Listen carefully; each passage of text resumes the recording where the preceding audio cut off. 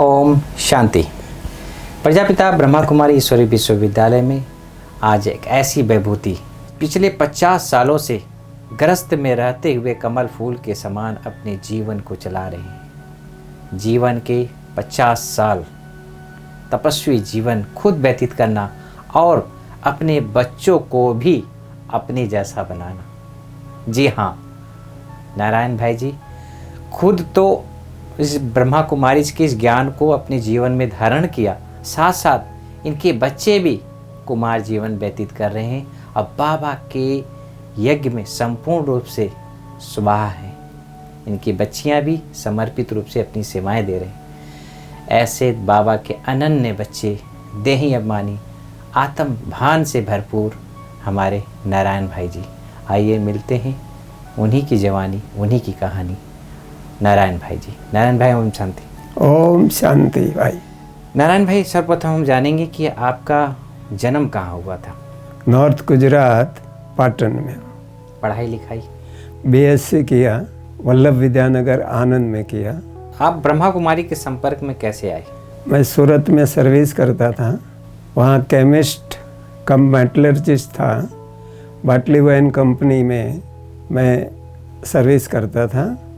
कुछ समय के बाद अचानक वैराग आया, तो ये कुछ भी पसंद नहीं आता था।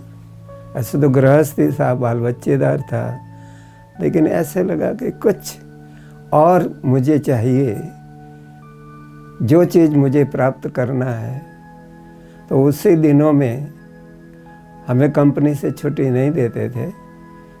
मैंने थोड़ा बहाना दिखाया कि मेरा तबीयत ठीक नहीं रहता है, मुझे छुट्टी अवश्य चाहिए। कब की बात है ये? 1966 की बात है।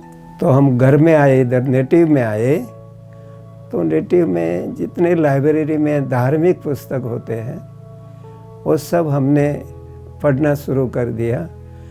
करीब करीब सभी ये धर्म पुस्तक, स्वामी विवेकानंद, रामकृष्ण परमहंस, स्वामी राम तीर्थ, रमन महर्षि, अरविंद महर्षि, सबके। और मेरे जीवन में कुछ परिवर्तन आना शुरू हुआ, लेकिन उनके ज्ञान की बातों से मुझे संपूर्ण संतुष्टता नहीं हुई। फिर मैंने ज्योतिषियों के पास जाना किया, एस्ट्रोलॉजर के पास। तो कहते भाई हमारे 3 प्रश्न की फीस 100 रुपीज़ है। मैं कहा मेरा तो एक ही प्रश्न है, एक ही। तो मुझे भगवान इस जीवन में मिलेगा कि नहीं? हर एक ने अपने अपने तरीके से बताते गए। आप साधु संतों से पूछते थे? हाँ, बड़े बड़े साधु संतों से पूछते रहे, ज्योतिषियों से पूछते रहे कि मुझे भगवान मिलेगा कि नहीं। बोला अभी तो यंग है, कुछ बिजनेस का, कुछ सामाजिक सोशल। बोला मुझे कुछ नहीं चाहिए।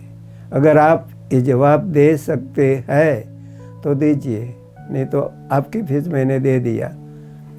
किसने कुछ बताया, किसने कुछ बताया, लेकिन मेरा अंतर्मन संतुष्ट नहीं होता था। उसके बाद हमने ज्योतिष सीखना शुरू किया। मैं कोई लौकिक में ब्राह्मण का लड़का नहीं था, पटेल था जो एग्रीकल्चर चलाते थे। पंचांग कैसे देखना है वो भी मुझे नहीं मालूम था। हमने धीरे धीरे अपने आप ज्योतिष शास्त्र सीखना शुरू किया। हमने ऑल इंडिया एस्ट्रोलॉजिकल एग्जामिनेशन दिया और उसमें मुझे गोल्ड मेडल मिला।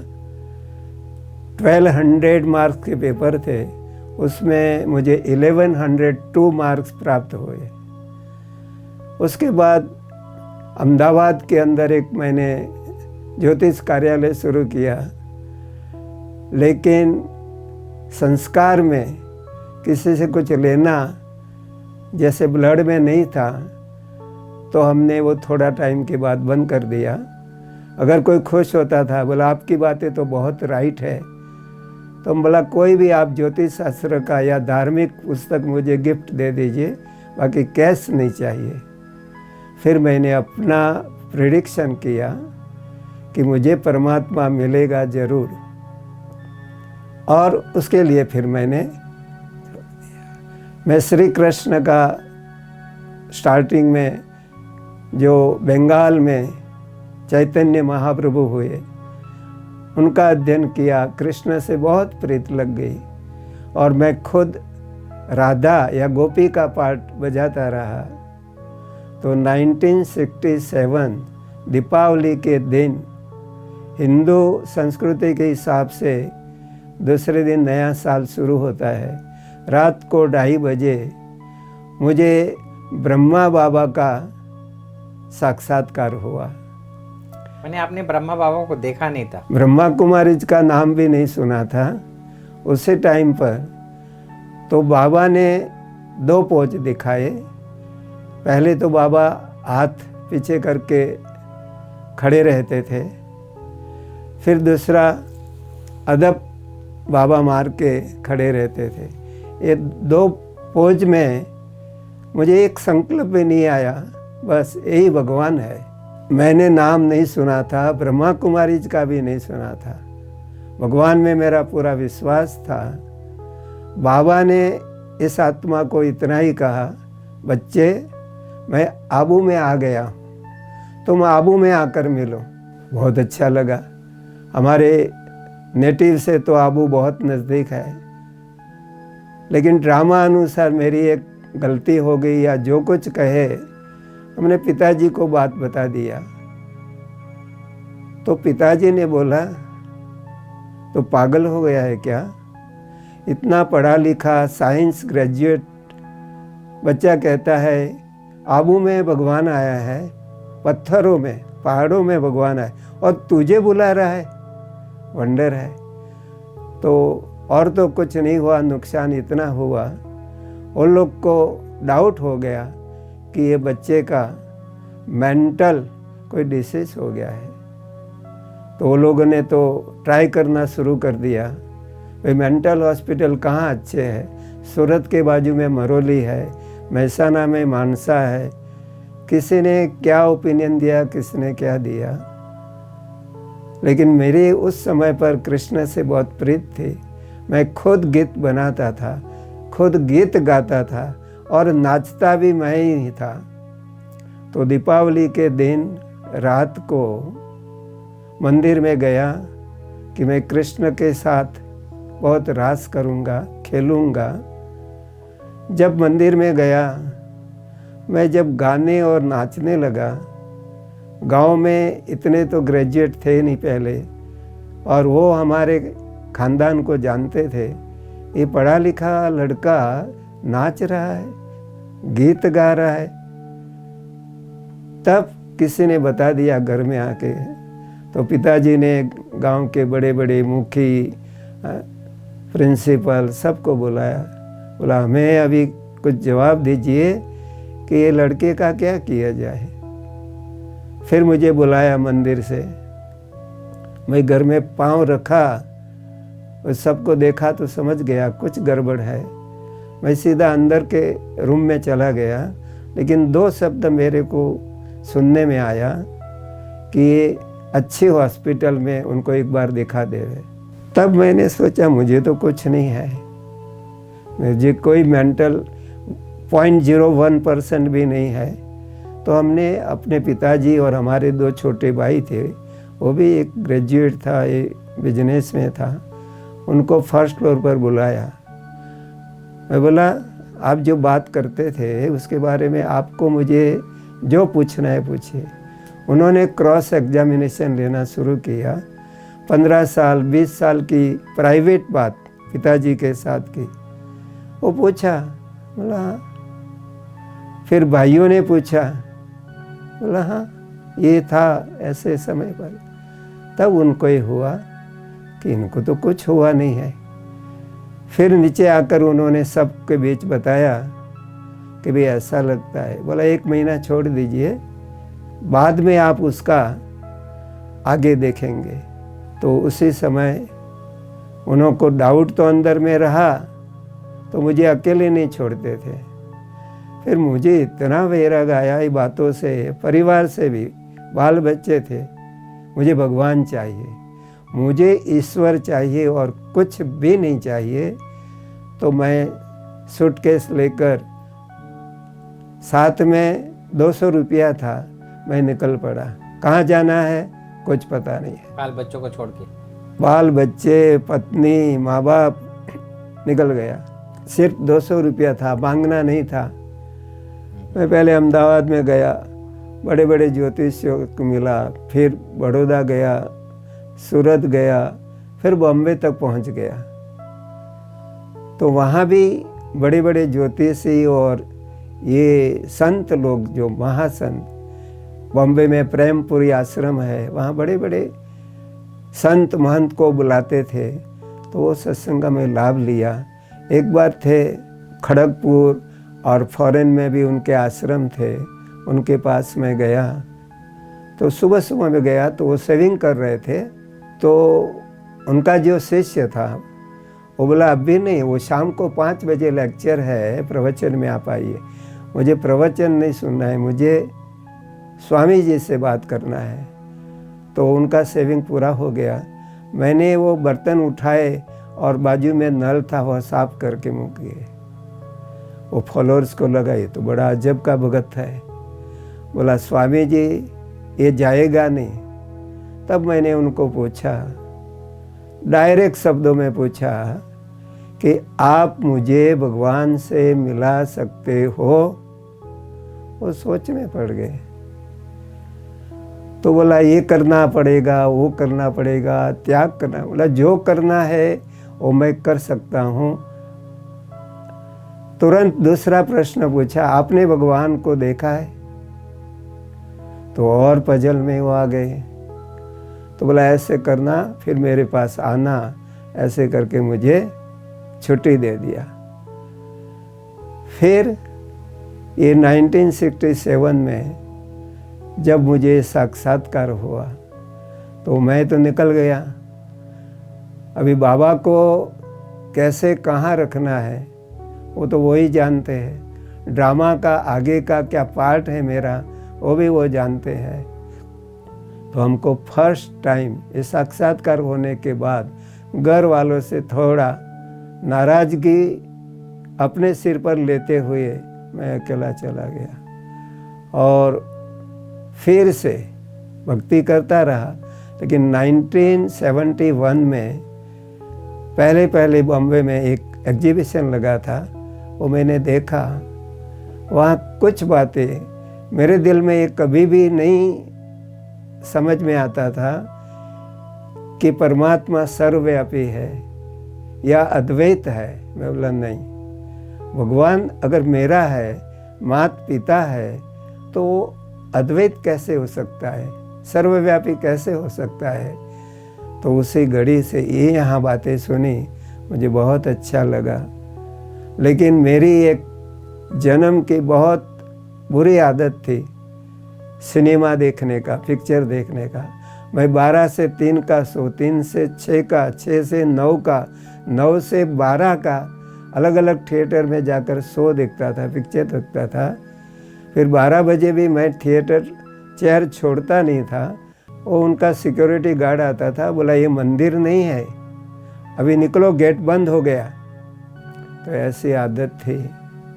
लेकिन ये जब से सुना तब फिर हम रेगुलर कोर्स किया और जिस दिन से कोर्स शुरू हुआ उसी दिन हमें मुरली का क्लास भी मिल गया। कुछ दिन हुए, मुझे कुछ आश्रम पर जानते नहीं थे, किसी के पहचान से मैं नहीं आया था। तो सतगुरुवार के दिन बाबा ने संदेशी को बोला कि ये फल लो और ये मेरे बच्चे को देना। बोला कौन सा बच्चा? तो बोला ये जो सामने बैठा है उनको देना। उन्होंने दीदी जी को बात किया कि ये भाई को बाबा ने फल दिया है। तो बोला ये कौन है भाई? बोला मैं भी इतना डिटेल नहीं जानता हूँ। तब उनको अंदर में एक विश्वास बैठ गया कि ये ज़रूर बाबा का कोई पुराना लाल है। तो उस हिसाब से फिर बाबा को मिलन के बाद फैमिली तो नहीं बुलाया था, ज्ञान आ गया तो हमने बच्चों को, युगल को, सबको बुलाया। युगल भी ऐसे बचपन से भक्ति करते थे, लेकिन ये मेरा जो पाठ चला तो उनको ये डाउट था कि ये सन्यासी बन जाएगा, हम लोग को छोड़ के चला जाएगा, तो इसलिए आश्रम में आने के लिए वो तैयार नहीं थी। फिर हमने अपनी लड़की को लेके गए, बोला मम्मी ये तो बहुत अच्छा है, ये स्कूल में पढ़ रही थी। तो जिस दिन से हमारे लौकिक युगल ने आश्रम पर पांव रखा, तब से लास्ट घड़ी उनका शरीर 2000 साल जुलाई 17 तारीख को छूट गया। हमने मधुबन में लिखा कि इनका भोग लगाने के लिए मुझे मधुबन आना है। तो बोला अभी 28 जुलाई को बड़ी दीदी का भोग है, तो बाबा मम्मा और बड़ी दीदी उनके साथ हम भोग नहीं मिलाते, आप थोड़ा समय के बाद आइए। दादी जी के निमंत्रण से भोग लगाने के लिए युगल का यहाँ आ गए। हमारे 60-65 रिलेटिव भी थे। तो यहाँ आकर के देखा, मोहिनी बहन जी ने बुलाया कि नारायण कल सद्गुरुवार है, अभी दादी का कंडीशन ऐसा है, तुम आप जैसे बोलो, बाद में रखो। बोला नहीं, अभी प्रोग्राम तो बन गया है, तो भोग तो लगेगा, लेकिन मैं नहीं जा पाऊंगी दादी को छोड़ के। तो शशि बहन, कब की बात है? 2007। हाँ, दादी का अगस्त 25 अगस्त, हाँ। तो हम कुछ 23-24 को आ गए थे अगस्त को। अच्छा। मोहिनी बहन ने बुलाया कि अभी शशि बहन भोग लगाएंगी। मोहिनी बहन दादी वगैरह हमारे युगल को अच्छी रीति से संपर्क में थे। शशि बहन को इतना परिचय नहीं था नज़दीक का। तो बोला नारायण तेरे परिवार को सब दादी से मिलाओ। तो हमने सारा परिवार दादी जी से मिलाया। दूसरे दिन गुरुवार को भोग भी लगा, और शायद शुक्रवार था, 10:05 को समाचार आया कि दादी तो अव्यक्त हो गए। फिर मोहिनी बहन का संदेश आया कि नारायण तूने सब परिवार को दादी से मिलाया, अभी एक बार और मिला दो, क्योंकि दादी तो अव्यक्त हो गई। फिर हम सारा परिवार मिलाया, और हमने हमारा टिकट कैंसिल किया और परिवार को सबको वापस बॉम्बे भेज दिया। जहाँ से आए थे वो सब लोग, हम रुक गए। उस समय तो मालूम है सबको, नरेंद्र मोदी जी गुजरात के वो चीफ मिनिस्टर थे, वो भी आए थे। दादी जी के संधाजन में नरेंद्र मोदी जी आए थे, लास्ट थे। जी जी। तो यही प्रकाश स्तंभ वहाँ से बना। जी जी जी। फिर 1.25 मास पहला हमारी युगल ने, वे उसका भी बहुत अच्छे योगिन थे। एक बार हमको शौक था सभी बहनों को घर में आकर के भोजन कराना, तो हमारे मुलुंड सेवा केंद्र के गोदावरी दीदी जी, उनको हमने कहा, तो बोला ठीक है, 2-3 बहनें आश्रम से आएंगी, बाकी आपके युगल वगैरह मिलकर भोजन बनाएंगे। दीदी जी को उस दिन काम के ऊपर काम आया, वो 2 बजे घर में आए, तो बोला जल्दी जल्दी अभी खाना निकालो और सबको भूख लगी होगी। तो बोला हमने तो भोग ही नहीं लगाया है। कमाल है, अब तक आपने भोग ही नहीं लगाया है। बोला दीदी आप बड़े हैं, आप जब आए नहीं हैं तो हम कैसे भोग लगाएंगे। दीदी ने फटाफट भोग का तैयारी तो किया था। तो दीदी जी को बाबा सूक्ष्म वतन में नहीं लेके गए, मधुबन में लेके आए।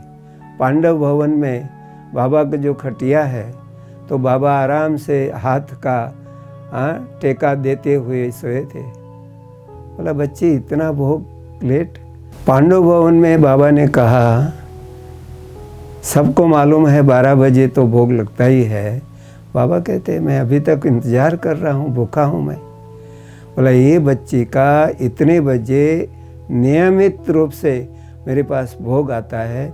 मैं आज सोच रहा था कि बच्ची का भोग आज क्यों नहीं आया है। कमाल सबको लगा। ये आत्मा का योग का, माता जी का माता जी का इतना जो बाबा इंतजार करते हैं, और मुझे वतन में ले जाने के बदले पांडव भवन में लेके आए। फिर उन्होंने सुनाया तो हम सबको भी खुशी हुई आंतरिक कि ये, और थे भी वो भोग के लिए 5-10 मिनट नहीं लेते थे, कम से कम आधा घंटा बैठे रहेंगे, बाबा से प्रेम से वो बाबा को खिलाएंगे। जब ज्ञान मार्ग में नहीं थे, उससे पूर्व आप भगवान किसे मानते थे? भगवान है जरूर मानता था, लेकिन जैसे पहले भी बताया कि आत्मा परमात्मा एक है, सर्वव्यापी है, तो मैं कोई कर्म कांड में नहीं मानता था। उपवास करना, व्रत करना, निवेद करना या श्रीफल तोड़ना या कोई भी ऐसे क्रियाकांड की बातें मुझे पसंद नहीं आती थी। और वैसे भी मैं तो साइंस ग्रेजुएट था। लेकिन भगवान है तो शुरुआत में हम श्री कृष्ण की भक्ति शुरू किया और उनके साथ इतना अनुपम प्रेम हो गया, तो जैसे गोपी का पाठ बजाता रहा। लेकिन एक दिन ऐसा हुआ, मुझे आंतरिक तसल्ली नहीं होती थी, बोला सचमुच भगवान कौन है। तो मैं दूसरी तरफ शिव को भी मानता था। फिर बहुत गहन चिंतन के बाद बोला नहीं, भगवान है तो शिव है, कृष्ण महापुरुष होगा, अवतार होगा, लेकिन भगवान शिव है। तभी से मेरा निश्चय निराकार शिव में। और शिवरात्रि के दिन फर्स्ट टाइम मैं तो गया, सारा मंदिर में लोग जमा हुए थे। तो महाशिवरात्रि के दिन सभी उपवास करते थे और पूरे रात का जागरण करते हैं। मालूम नहीं बाबा का संकेत होगा, उन्होंने कहा भाई हमको तो 4 पहर जागरण करना है, आप कुछ सुनाओ। तो हमने सुनाना शुरू किया। सुबह 4 पहर पूरा हो गया, सबको मालूम नहीं पड़ा टाइम कहाँ चला गया। और उस दिन से मुझे अंदर में एक तीव्र वैराग आ गया कि मुझे अभी भगवान से मिलना है। नारायण भाई जी, जब से आप ज्ञान में चलने लगे तो आपके घर परिवार में कितने लोग ज्ञान में चलने लगे? हमारा पूरा लौकिक 2 लड़के 2 लड़की, बहू, बड़ी लड़की, उसका जमाई, सब टोटल चल रहे हैं। और हमारी जो पुत्र वधू है उनको पहले हमारी इच्छा मैरिज कराने की नहीं थी, लड़के की इच्छा थी। तो वो कहाँ न कहाँ बोलता रहता था, मामा के पास, चाचा के पास, बोला पिताजी मेरा शादी नहीं कराएंगे। तो फिर बात ऐसे चली, हम बोला हम तो किसको रोकते नहीं है, अच्छा मार्ग सच्चा मार्ग बता दिया, अभी जिसको जहाँ जाना है वहाँ जावे। तो बात आई, वो कन्या छोटी थी लड़के से, बोला उसका गौना वौना तो बाद में होगा, तब तक 1976 में तो विनाश वो एक होता था कि विनाश हो जाएगा। चलो शादी करा दिया। तो शादी कराया, फिर गौना किया तो बहू तो घर में आ गई। अभी ये बड़ा लड़का है, वो हमारे साथ पहले नहीं रहता था, रहने लगा तो फंस गया। तो वो पिताजी से पूछता है कि मैं अभी क्या करूं? बोला जाकर कुएं में उड़ी मारो। मैं जब बोलता था शादी नहीं करना है, तुमने अपनी मर्जी से किया, अभी तुम जानो। फिर समझ में तो आता था ये खुद बाबा का बनना चाहता है, बनाना भी चाहता है। मैं बोला आप उनको प्रेम दो, बहुत खुशी में रखो और एक प्रेम से बोलो कि भाई मेरा 10 साल का ब्रह्मचर्य व्रत है, अगर तू साथ देगी तो ठीक है। तो लड़का भी थोड़ा डर गया, उसने बोला 5 साल। तो आने वाली आत्मा भी कोई पूर्व जन्म में, तो उसने एग्री कर दिया कि 5 साल आप ब्रह्मचर्य पालन करें, मैं भी करूँगी। 5 साल पूरा हुआ, उनके सहेलियों के साथ तो छोटे छोटे बच्चे थे, तो उनको फिर थोड़ा माया का झटका लगा। तो फिर ये थोड़ा प्रॉब्लम आया सामाजिक। तो मैंने बोला कि भाई देखो, अगर तुझे कहाँ भी जाना है, ये तो अभी संसार में नहीं आएगा, तुझे जाना है तो तुम्हारे माता पिता ने शादी करा दी, अभी मैं तेरा माता पिता, तो बोल जहाँ कहेगी तो हम शादी कराएंगे। लेकिन दूसरी ओर इसके कान में एक वाक्य डाल दिया, पता नहीं वो लड़का कैसा निकलेगा, घर कैसा होगा, सोच ले, 1 महीना सोच ले, तो कहेंगे तो सब खर्च मैं करूँगा शादी। 1 महीने के बाद मेरे पास आई, बोला पिताजी मुझे शादी नहीं करना है, यहाँ ही रहना है। फिर तो मधुबन में बड़ी दादी मोहिनी बहन इतना प्यार से उनको पालना दिया, वो सारा संसार ही भूल गई और खुश रहने लगी। आज उसको 35 साल हो गए, वो अनटच है, शुरू से ही ब्रह्मचर्य व्रत का पालन करते हैं। सेंटर पे रहती?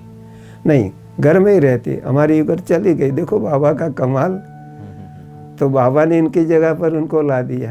आप पूरा संभाल रही हैं? हाँ, अब पूरा घर का वो संभाल रही है। ज्ञान में आप जब चले तो आपकी प्रेरणा स्रोत कौन बने? तो हमारे प्रेरक पहले से ही साकार ब्रह्मा बाबा रहे। पहली नज़र में उनकी पर्सनालिटी, उनकी दिव्यता, वो इतना मुझे अंदर में पिंच किया, बोला हमारा यही सब कुछ है। भगवान जिनके तन में आते हैं तो ऐसे लौकिक कोई भी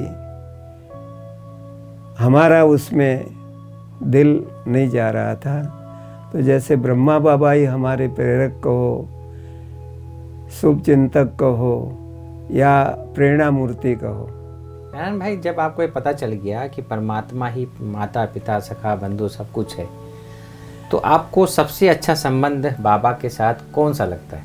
बाबा को हमेशा एक तो पिता का संबंध मुझे बहुत अच्छा लगता था कि बाबा सर्जक भी है, सर्जन भी है, तो साजन भी है। तो ये तीनों रूप से मुझे संबंध अच्छे लगते थे। जैसे कि आप जब ज्ञान में आए, आपके सारा परिवार ज्ञान में आ गया, तो इससे ट्रस्टी बनने से आपको क्या फ़ायदा हुआ? ट्रस्टी हो गए, बाबा का सब कुछ आप अंदर से समझ लें, सब बाबा का है, तो इससे आपको फ़ायदा क्या हुआ? यहाँ 200 रुपया लेकर के गया था और धीरे धीरे आज की पोजीशन कहें तो हमारा 2.5 करोड़ का फ्लैट है, फैक्ट्री है, आबू में भी हमारा यहाँ पर राजहंस में मकान है। वो सारा बाबा ही अपने आप देते गए। ज़रूर है हम बिजनेस करते रहे, लेकिन हमारा लगाव नहीं था। जब फर्स्ट टाइम एक बड़ा प्रोग्राम था, कॉन्फ्रेंस थी, बड़ी दादी आने वाली थी, तो हमारे पास तो इतना था नहीं, तो युगल से बात किया। उन्होंने झट मंगलसूत्र निकाल के मेरे को दे दिया। बोला अपने पास तो कुछ और तो नहीं है, अभी कोई भी धर्म पत्नी अपना मंगलसूत्र नहीं निकालेंगे। लेकिन वो भी समझती थी कि हमारा साजन तो मिल गया, तो ये क्या चीज़ है। तो इतना निश्चय से हम आगे बढ़ते गए, वो देता गया। पिताजी तो बिजनेसमैन थे, अच्छा उनका इनकम था, लेकिन हमने इनसे कुछ मांगा नहीं, न लिया। नारायण भाई, ऐसी कोई घटना सुनाए जो भुलाए नहीं भूलता, और उस घटना को आपने ज्ञान योग से पार किया हो। मधुबन में शिविर वाले लेके जाते हैं, कभी 25-50, बोला हमें स्पेशल ट्रेन करना है। अब ये तो हमारे यहाँ के बॉम्बे के अनिल भाई, आसफी भाई वो करते थे, हमें उसका ABCD का भी नॉलेज नहीं था। लेकिन दीदी जी का ये ख्याल था हमें आप ही करना है। तो एक बाबा की ज्ञान, योग और एक निश्चय, हमने पूरा स्पेशल ट्रेन किया। ये लोग बताते थे तुमको पैसा देना पड़ेगा, हमने 1 पैसा नहीं दिया। तो बोला ये TC लोग को मनाना पड़ेगा। तो मुझे बुलाया 5 TC ने, बोला स्पेशल ट्रेन है, तो मुझे क्या करना है। हमने बाबा की ट्रॉली पहले से ही 1-1 पैकेट सबको दे दिया। फिर बोलता है ये गाड़ी तुम्हारी, गार्ड तुम, ये हरी झंडी आपके पास, आप कहेंगे वो स्टेशन पर स्टॉप होगी, आप कहेंगे तो चलेगी। तो जो हमारे जो भाई लोग थे बोला ये लोग ऐसे जनरल ट्रेन देते हैं स्पेशल, सफाई वफाई होती नहीं है। तो हमने उनको आदमियों को बुलाया, बोला मुझे ये सब बोगी यानी 18 बोगी थी, उसमें एसी भी था, जनरल स्लीपर भी थे। तो वो आदमी लोग को मैंने बोला खाली उनको क्या बाबा की दृष्टि मिल गई, तो बोला इनको तो ये तो मजदूर है, एक्स्ट्रा टाइम काम किया। तो मैंने उनको बताया कि भाई ये आप अपनी मेहनत का ले लो। वो लोग बोलते हैं मजदूरी करने वाले रात को सारी ट्रेन के बोगी सब सफा किया। बोला नहीं हमें कुछ नहीं चाहिए। अरे बोले ऐसे कैसे, मैं खुद दिल से दे रहा हूँ, तुम्हारी मेहनत का नहीं। वो आपके आश्रम में जो भंडारी होगी ना उसमें डाल दीजिए। बोला आप ब्रह्मा कुमारी का नाम सुना है? सुना नहीं है, लेकिन आपकी बातों से ये लगता है कि ये कोई विशेष बात है, हमारी तरफ से भंडारी में डाल दीजिए। तो ये एक ऐसी चमत्कारिक, टीसी एक भी नहीं आया, न पूछा। 5 दिन का होल्ड था यहाँ आबू रोड पर, तो भी बाबा का इतना मदद मिला। टाइम पर सफ़ा करके गाड़ी, हमने कुछ भी दिया नहीं है जो पहले से ऐसे बताया गया है। तो मैं समझता हूँ कि बाप दादा की इतनी आंतरिक और अपने दिल से तो बाबा ने पूरा मदद किया, जबकि हम एक बोगी भी कभी रिजर्व नहीं कराई थी। नॉलेज ही नहीं था, अनुभव नहीं था। नारायण भाई, काफ़ी आप लंबा समय दीदी के साथ आप पालना लिए हैं, दादी के साथ पालना लिए, ऐसे कुछ उनके साथ के अनुभव सुनाएं।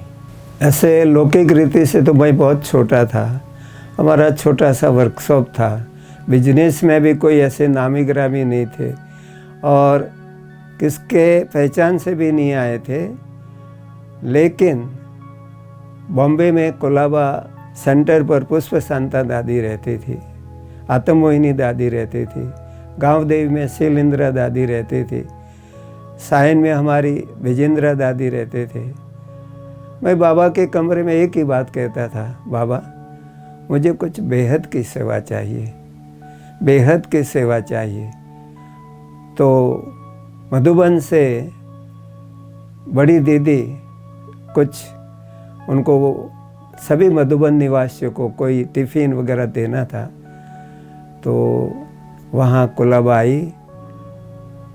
तो 2 दिन पहले मुझे बुलाया, बड़ी दीदी आने वाली है और भी दादियाँ होगी, ये चीज़ मधुबन के लिए ख़रीदनी है, तो तू करेगा?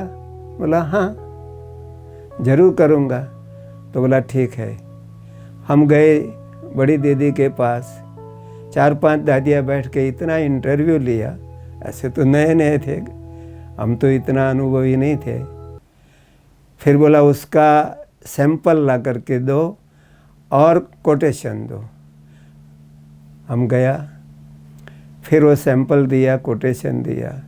तो बड़ी दीदी तो बहुत श्रूड माइंडेड थी, वो परख शक्ति उनकी बाबा की अगाध थी। तो मैंने जब कोटेशन दिया, अरे बाप रे इतना भाव। अभी हमारा दिल तो थोड़ा सॉफ्ट था, मैं बोला बाबा का फ़ायदा, यज्ञ का फ़ायदा। तो मैंने कह दिया कि जो कम से कम कोटेशन मिला है तो वहाँ से लो। सब खड़खड़ाहट हंसने लगे, अरे सबसे कोटेशन तेरा ही है, तो अभी तेरे को देना है। बड़ी दीदी की नज़र पड़ गई और उन्होंने जैसे गिफ्ट दे दिया। तब से हम पहली कॉन्फ्रेंस में अभी हमारे दीदी जी और हमने एक ब्लू कलर के थैले निकले थे, इतने मजबूत, बहुत सालों तक हम कई भाई बहनों के पास देखते थे। फिर तो बड़ी दीदी अव्यक्त हो गए, तो बड़ी दादी प्रकाशमणि जी के साथ मुन्नी बहन, तो फिर हमारे से कई प्रकार के यहाँ के यज्ञ के सौगात के सामान मंगाते रहे। ज्ञान सरोवर, शांतिवन, स्टेनलेस स्टील के वो थाली, कटोरा, चम्मच, वो सब क्वांटिटी में मंगाते रहे। फिर यहाँ नीचे आबू में जब डायमंड हॉल तैयार हो गया। पहले तो इतना कुछ नहीं था। गर्मी के दिन दादी ने कहा, मुंदी नारायण को फ़ोन कर। अरे फैन नहीं है, कुछ नहीं है, तो कुछ प्लास्टिक के पंखे आदि भेज देवे, जितने भी जो कलर मिले। तो हमें मुन्नी बहन का चिट्ठी भी आया, फ़ोन बोला 5,000 पंखे प्लास्टिक के रंग बिरंगी भेज दो। 4 दिन के बाद फिर फ़ोन आया, मुन्नी ये हॉल में कितने लोग बैठ सकते हैं? बोला दादी ये तो 20,000 तक बैठ सकते हैं। तो बोला 5,000 तो किसको देगी और किसको नहीं देगी, तो और 15,000 मंगाओ, लेकिन अर्जन। मैं बोला बाबा कोई दुकान वाला, होलसेल वाला, लेकिन बाबा की इतनी अथाह मदद थी। मैं वो फैक्ट्री वाले के पास गया, उनका ऑफिस तो बॉम्बे में रहता है। तो बोला ये कैसे होगा? बोला आप ट्राई तो करो, देखो फैक्ट्री में फ़ोन करो। बोला एक कंडीशन, अगर वो डाई लगी होगी तो मैं आपको दे सकता हूँ, डाई चेंज हो गई तो मैं कुछ। मैं अंदर ही अंदर बोला बाबा ये तो अभी आपके हाथ में है, पत रखना। वो बोला सेठ जी वही डाई लगी है। और वो 15,000 फैन यहाँ भी डायमंड हॉल में कई बार गर्मी के दिनों में निकालते हैं। दादी जी ने हमें बताया कि भाई नारायण तो सैंपल भेजो। तो मैं सैंपल लेकर के खुद ही आ गया। जगदीश भाई सामने से आ रहे थे, तो दादी को मैंने पहले बताया था। तो जगदीश भाई जी को बताया, बोला दादी तो अच्छी चीज़ है, सब खुश होंगे, भले ऑर्डर दूँ? दादी ने बोला अरे बोला दादी दे दो। तो इस प्रकार से कई प्रकार के कार्य इस छोटी आत्मा के द्वारा बाबा ने कराए। इस बात की दादियों को बाप दादा तो है ही है, तो उस प्रकार से हमें फिर बड़ी दीदी के हाथों से हम बॉम्बे में रहते उसका ओपनिंग कराया। मौन मोहिनी दादी, दीदी विजेंद्रा दादी, पुष्प शांता दादी, 3 दादियाँ एक साथ में आकर के हमारे वो बाबा की छोटे मकान का उद्घाटन कराया। आपके घर में आई थी दादी? हाँ जी। फिर कुछ समय के बाद मैं यहाँ आया था। बोला दीदी नारायण तेरे घर में आई थी ना? बोला हाँ दादी, आप सबकी ये हमारे लिए क्या कहेंगे? तो बोला दादी भी आएगी, दादी भी तेरे घर में आएगी। और दादी ऑफिशियल निमंत्रण से हमारे घर में आके इतना बहलाया, 1.5 घंटा वो हमारे पास रही। बोल और क्या सेवा करनी और दादी से क्या कराना है। तो इस प्रकार का ये आत्मा को दादियों की, दीदी की, वरिष्ठ भ्राताओं की हर प्रकार से हमको सिंपैथी रही।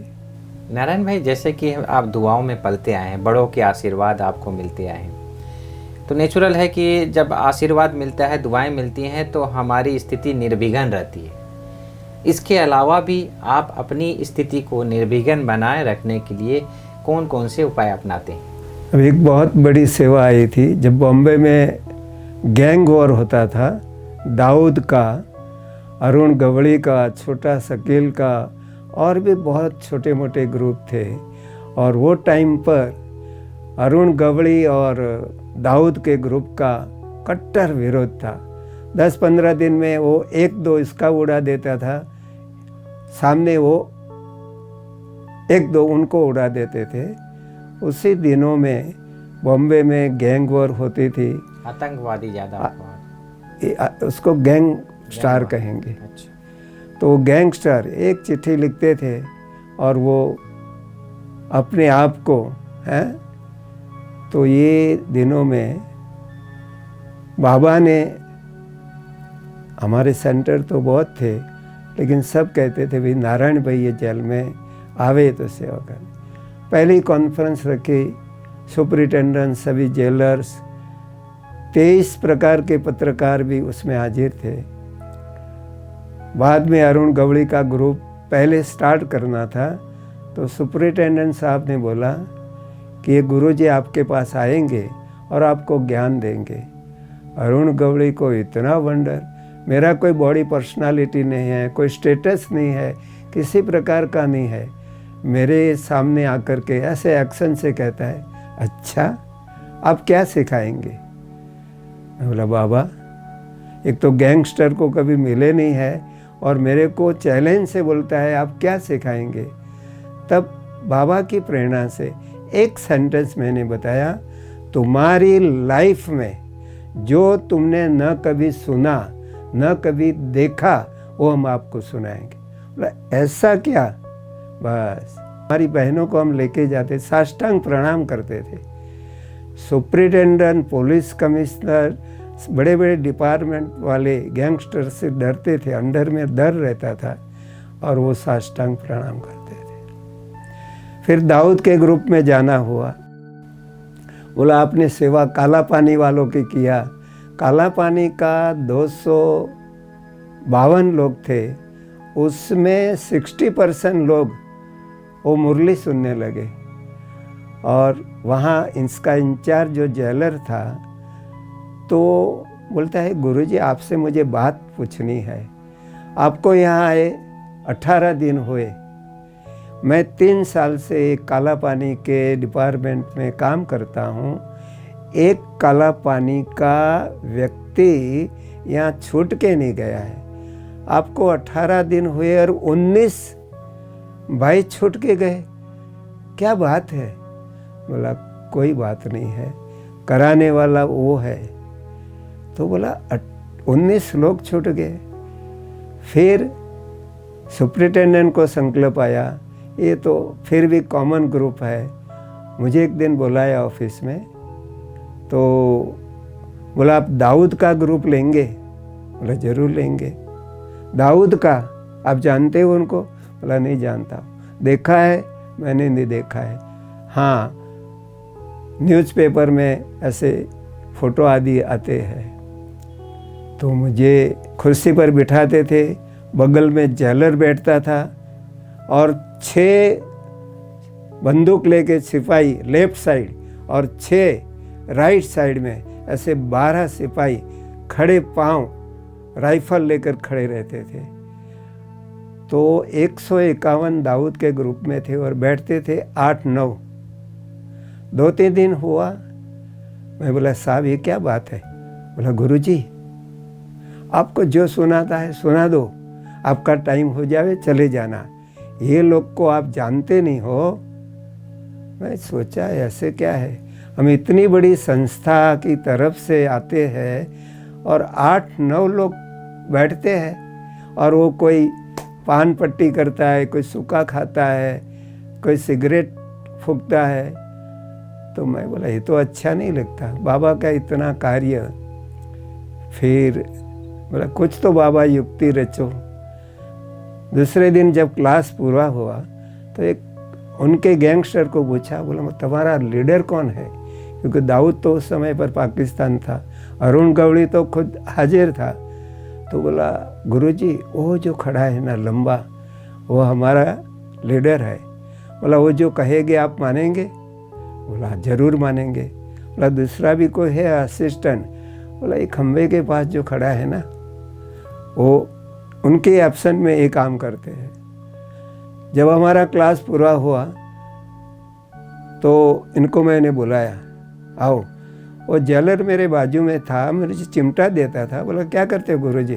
बोला आओ नज़दीक आओ। तो दोनों लीडर जिसको पहचान तो मिल गई थी, बोला तुम अल्लाह को मानते हो? वो ऐसे चमक गया। कोई मुसलमान के बच्चे को कोई ऐसा कहे तुम अल्लाह को मानते हो। और दूसरा था, उसको मैंने पूछा तुम खुदा को मानते हो? वो खुद चमक गया। फिर तो जितने गैंगस्टर थे वो सब क्राउड करके आ गए। वो जेलर इतना मालूम नहीं, वो मुझे चिमटा भरते रहे। बोला गुरुजी क्या करते हो आप? बोला देखो अभी ये किसके अंडर में है? ये सब 2 घंटा मेरे अंडर में है। आपके पास तो यार राइफल है, मेरे पास कुछ नहीं, एक कागज़ की वो पिसवी है, थैली है और कुछ नहीं, तुम क्यों डरते हो? नज़दीक बुलाया तो बोला ये क्या बात है, आप कहते हो खुदा को मानते हो, अल्लाह को मानते हो, अरे मुसलमान का बच्चा क्या अल्लाह खुदा को नहीं मानेगा? मैं बोला मैंने ये नहीं पूछा। अरे सब तो सुन रहे हैं। बोला ये नहीं पूछा, मैंने पूछा तुम अल्लाह को तो मानते हो, लेकिन अल्लाह की मानते हो? तुम खुदा को तो मानते हो, लेकिन तुम खुदा की मानते हो? कितनी बार नमाज पढ़ना चाहिए? बोला अच्छा। तुम पढ़ते हो? कान पकड़ के कहते नहीं। बोला बैठ जाओ बैठ जाओ। मेरे पाँव से लेकर के पूरे 151 गैंगस्टर बैठ गए। 3 दिन के बाद संडे आया। संडे हमको मना किया था कि आप आएंगे, ये लोग को एक छुट्टी चाहिए, कपड़ा धुलाई करना, कुछ करना। तो संडे का दिन था, मैं तो नहीं गया जेल में। तो सुपरिटेंडेंट के पास वो दाऊद के वो आए। बोला आज गुरुजी नहीं आए? बोला आएंगे आएंगे, क्योंकि उनको भी विश्वास नहीं था ये मुसलमान लोग ये ज्ञान क्या सुनेंगे। फिर दोबारा आया आधा घंटे के बाद। बोला गुरुजी आ गए? तभी उनको भी ट्यूबलाइट हुआ कि ये तो सच्ची बात है, ये लोग ज्ञान सुनना चाहते हैं। हमें फ़ोन किया, जेल से हमको 60 रुपये का रिक्शा में चार्ज लगता था। तो बोला आप कहाँ गुरुजी? मैं बोला मैं ये। बोला आप एड्रेस बोलो, यहाँ जेल का गाड़ी आती है। ये लोग 3 बार ऑफिस में वो आए और कहते गुरुजी। तभी समझ में आया कि बाबा उन आत्माओं के भी दिल में ऐसी कई रुचि, जहाँ नहीं भी गए थे वो लोग कहते गुरुजी ओम शांति ओम शांति ओम शांति, जो भी मिले ओम शांति। बोले तुमने ज्ञान सुना? नहीं नहीं, हमको जेल वालों सबको मालूम है। वहाँ अलग अलग वार्ड होते हैं, दाऊद का अलग, गवड़ी का अलग, काला पानी वालों का अलग। इस वार्ड का जेलर दूसरे वार्ड में जाएगा तो उनका चेकिंग होता है। हमको फ्रीडम थी, कोई भी वार्ड के अंदर आप जाकर के, मेरे पास एक बच्चे आज तक किसी ने टच नहीं किया, चेक नहीं किया कि ये तो अननोन है, बाहर से आ रहे हैं। तो इस प्रकार का एक बाबा के प्रति विश्वास हो गया और बाबा की शक्ति का पर्चा। एक दिन सुपरिटेंडेंट ने हमको बुलाया, क्या गुरुजी तुमको डर नहीं लगता है? बोला क्या? बोला आपको डर नहीं लगता है? बोला नहीं। जिस दिन हम जेल में आए तो हम कफन डाल के आए थे। बोला क्या? बोला कफन कभी डालते हैं? तो बोला कफन तो कोई आदमी मरता है तो फिर डालते हैं, तो हम मरे हुए ही आए हैं, हम जिंदे नहीं हैं, तो हमको किस बात का डर? ऐसे एक खूंखार जिनको काल कोठड़ी में रखा था, तो बोला इनको मैं खुले में छोड़ूं? बोला देखो साहब, ये मेरा काम नहीं है, मैं ज्ञान सुनाने के लिए आता हूँ, ज्ञान सुना कर मैं चला जाता हूँ। नहीं, आप मुझे पर्सनल दो, मेरी ड्यूटी चली जाए तो चली जाए, लेकिन मुझे उसको खुले में छोड़ना है। उन्होंने DIG को फ़ोन किया। बोला तो पागल हो गया है क्या? ये कौन है? उसको 12 आदमी पकड़ेंगे तो भी छोड़ा के चला जाएगा। फिर उन्होंने IG से फ़ोन किया। फिर वो दोनों ने कहा उनके पास थोड़ा लिखा दो कि भाई टोटल जिम्मेवारी तुम्हारी होगी। तो बोला ठीक है भाई, उसके पास मुझे लेके जाओ। कहे बोला आप बाहर आना चाहते हैं? उसको इतनी खुशी हो गई। हमारी बहनों ने उनको राखी बांधा। आपकी बहनें आई है राखी बांधने के लिए? बहन तो यहाँ आती नहीं है कभी। तो ये देखा सफ़ेद वस्त्र तारी परियां, उतना खुशी। उनको बाहर अंदर जेल के अंदर, लेकिन एक काल कोठड़ी से निकाला जहाँ लाइट नहीं था, फैन नहीं था, खिड़की से उनको खाना देते थे। वो इतना खुश हो गया। लेकिन मैं बोला एक प्रॉमिस करो, अगर आपने कुछ भी किया तो सुपरिटेंडेंट सीधा खेड़े में गांव चला जाएगा। तो बोला नहीं करूँगी, और वो उसने फिलफुल किया। इस प्रकार से फिर उनको महाराष्ट्र गवर्नमेंट की ओर से जेल के लिए ओपन फ्रीडम दे दिया, कल्याण में दे दिया। आज तक भी वहाँ मुरली क्लास चलते हैं। बीच बीच में जो भी बड़े बड़े आते हैं, हमारे ब्रिजमोहन भाई आए, अमीरचंद भाई आए, हमारे चक्रधारी बहन आए, जो भी, और उनके कारण उन्होंने पूरे महाराष्ट्र में जितने जेल है एक सर्कुलर दिया कि भाई ब्रह्मा कुमारी को आप अलाउ करो, उनके पास तो ज्ञान ही है। जैसे कि आपके एक लड़के हैं देवेंद्र भाई, वो गांव-गांव में जाकर ये प्लान उनको कहाँ से कैसे और इतना बेहद की सेवा कैसे आपने छुट्टी दे दिया उनको? पहले दिन से हमारा अपना कुछ था नहीं, हम तो कुछ लाए भी नहीं थे। जैसे हमें भी सेवा का बहुत शौक था, उनको भी जन्म से ही देव सेवा का बहुत शौक था। उड़ीसा में, बिहार में, यूपी में, महाराष्ट्र में, गुजरात में, उनको आज भी कहाँ भी भेजो तो एक ग्रुप तैयार करके सब साधन लेकर के रात दिन, न उसको खाने की चिंता होती है न सोने की, वो बाबा की सेवा में लीन होकर के सच्चे दिल से वो सेवा करता है। हम भी कहते हैं बाबा तुमको जहाँ सेवा देवे, जो भी देवे करो। तो हमारा तो ये संकल्प था, हम तो परमिशन दे दिया था, तुम समर्पण होना है तो हो जाओ। समर्पण न होते गृहस्थ में बिजनेस भी संभालता है और ये बाबा की सेवा करता रहता है। लौकिक और अलौकिक दोनों का बैलेंस रखते हुए, दोनों का बैलेंस रख के सेवा करता है। अथक है, उसको सेवा के लिए खाना पीना सब भूल जाएगा। ये अचानक उनको व्यसन मुक्ति का जो नाटक है ये अचानक बुद्धि में कैसे आ गया? क्योंकि महाराष्ट्र के अंदर, इसमें बॉम्बे जैसे मेगा सिटी में, वो गली गली अच्छे वो गटर के अंदर मुंह डाल के पड़े हैं। उनकी औरतें बेचारी ढूंढते अभी वो कहाँ गिरा होगा, कहाँ मिलेगा। तो उनको हुआ कि बाबा तो सब बातों के लिए कार्य करता है, कराता है। फिर उनको ये संकल्प आया कि ये व्यसन मुक्ति, और गवर्नमेंट तो हालांकि उनके लिए बहुत प्रयत्न करती है, लेकिन इतनी सफलता तो नहीं मिलती है और ही दूसरे शब्दों में बढ़ता जा रहा है। फिर उनको ऐसे संकल्प आया, स्टूडियो में रिकॉर्डिंग करके ये करके तो वो करता है और सबको अच्छा लगता है।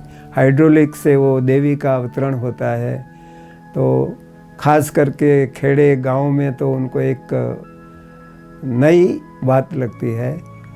फिर उनको सामने से निमंत्रण मिलता है तो सेवा करता है, जहाँ मिलता है वहाँ जाते हैं। हाँ, लेकिन सच्चे दिल से वो सेवा करता रहता है। नारायण भाई, जैसे कि आप दादी की पालना ली, दीदी की पालना ली, आप व्यक्त बाप दादा की पालना ली, तो अंदर में एक इच्छा होती उसका रिटर्न हम कैसे दें? आज हमारा जो ये लौकिक गांव है उनमें 4 जगह पर पाठशालाएं चलती है और उनके आसपास कहीं जहाँ भी ऐसे दिल में आता है कि बाबा ने तो हमको सब कुछ दिया है, ऐसे पूछते हैं क्या नहीं दिया है। तो मेरे अंदर तो ये होता है कि जैसे पूरे जगत के अंदर 5 महाद्वीप हैं, एशिया है, अमेरिका है, ऑस्ट्रेलिया है, यूरोप है, अफ्रीका है। मैं तो सूक्ष्म रीति से भी मुझे अंदर में रहता है कि सबकी सेवा होती रहे। जीवन ही बाप के हवाले कर दिया तो ये संकल्प भी नहीं आता है। ऐसा जरूर होता है, अधिक से अधिक आत्माओं को ये हम कैसे सेवा करें, इनको माया से मुक्ति दिलावे, उनके मन में कहो परिवार में शांति कैसे स्थापन हो, ऐसा हमेशा दिल बना रहता है। नारायण भाई, जैसे आप युवा काल में घर गृहस्थ को छोड़कर 200 रुपया देकर आप बाहर निकल आए, जैसे युवा पीढ़ी हो, और उस समय एक वैराग्य से आपको हुआ कि मुझे भगवान, अभी आपको भगवान मिल गया है। एक कोरोना काल 1.5-2 साल हो गया है। कई ऐसे युवा भाई बने हैं जो स्वयं को बहुत ही निर्मल, हताश, निराश, टेंशन से युक्त महसूस कर रहे हैं। तो उन आत्माओं के लिए, युवा भाई बहनों के लिए आप क्या संदेश देना चाहेंगे ताकि उनके जीवन में ये रोशनी जो आपने जेलों में दी, जो ऐसे आतंकवादी जो दाऊद हैं उनको आपने दी, ऐसे युवा भाई बहनों को क्या संदेश देना चाहेंगे? जब से हमारा बाबा इस सृष्टि पर अवतरित हुआ है, ब्रह्मा तन का आधार लेकर के बाबा हर एक वर्ग के आत्माओं को ये संदेश पहुंचाना चाहता है। हम यंग स्टेज में आए, हमारा 30-31 साल का था, यंग थे, बहुत प्रकार के संग दोष में भी आ गए थे।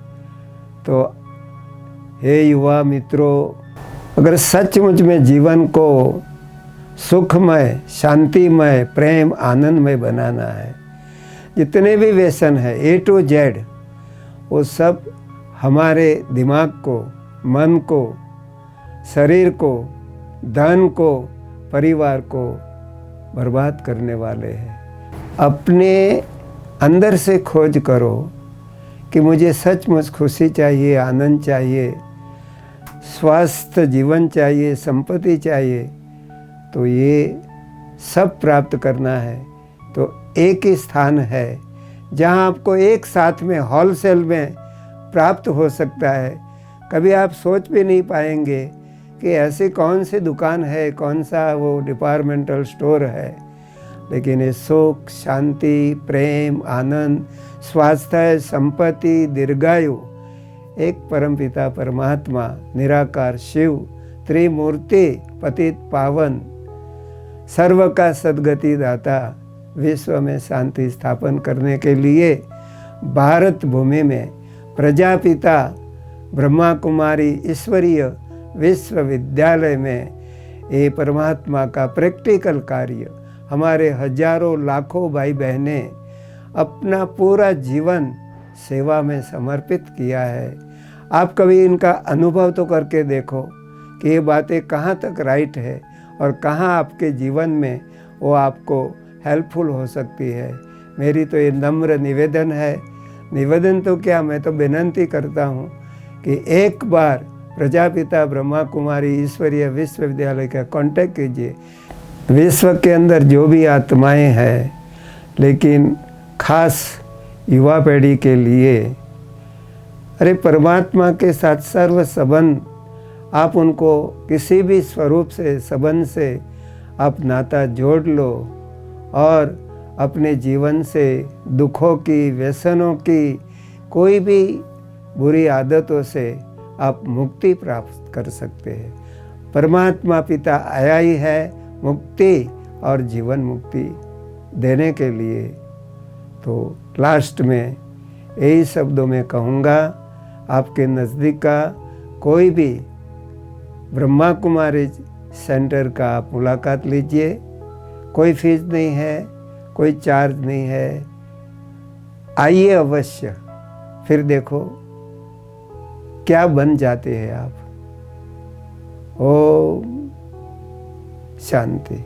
दोस्तों, आज हमने देखा कि कैसे नारायण भाई जी अपने जीवन की गाथा में सुनाया कि न सिर्फ वह खुद लीडर होकर आगे बढ़कर ऐसे आतंकवादियों की गढ़ में जाकर, जेलों में जाकर वहाँ पर बाबा का ज्ञान सुनाया, क्योंकि अंधकार में रोशनी फैलाना ये बहादुरी का काम है। और यज्ञ में जो भी आवश्यकता हुई, आपने निश्चल मन से, निस्वार्थ भावना से यज्ञ में पूर्ण रूप से सहयोगी बने। मात्र 200 रुपया देकर आज इतना अथाह जो आपको बाबा ने धन दौलत से धन धान्य किया है, सब आप ट्रस्टी होकर संभालते हैं। थोड़ा भी अभिमान नहीं, थोड़ा भी रिंचक मात्र भी अपनापन नहीं कि ये मेरा है, सब बाबा का है, बच्चे बाबा के। ऐसे संपूर्ण ट्रस्टी नारायण भाई जी आज हमारे इस एपिसोड में आपसे हम रूबरू कराए। ऐसे ही व्यक्तित्व के साथ एक नए एपिसोड में बाबा के बगिए के फूल लेकर हम आप तक फिर पहुँचेंगे। तब तक के लिए ओम शांति। नारायण, ओम शांति। ओम शांति भ्राता जी।